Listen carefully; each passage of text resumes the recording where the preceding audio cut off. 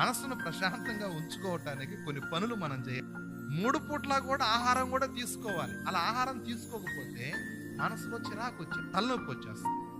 మన మనసుని మనం ప్రశాంతంగా ఉంచుకోవటం దేవుని బిడ్డలారా మనం ప్రాక్టీస్ చేస్తే, భర్త ఒక తిట్టు తిట్టినా దానిని మనం ఏం చేయగలమంటే భరించుకోగలం. ఒకసారి చిరాకు పడితే ఏదోలే అనుకోవచ్చు.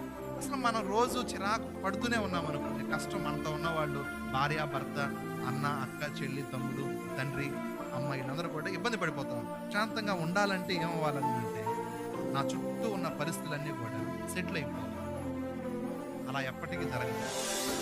దేవుడు మనకిచ్చినటువంటి గొప్ప కృప, మనకిచ్చిన గొప్ప ఆశీర్వాదం ఏంటి అని అంటే, చుట్టూ పరిస్థితులు ఎలా ఉన్నా సరే దేవుని బిడ్డలారా సమాధానంగా ఉండటం అనేటువంటి వరం క్రైస్తవునికి దేవుడు అనుగ్రహిస్తాడు. దేవునికి స్తోత్రం చెప్దామండి. కాబట్టి అది ప్రాక్టీస్ చేయండి.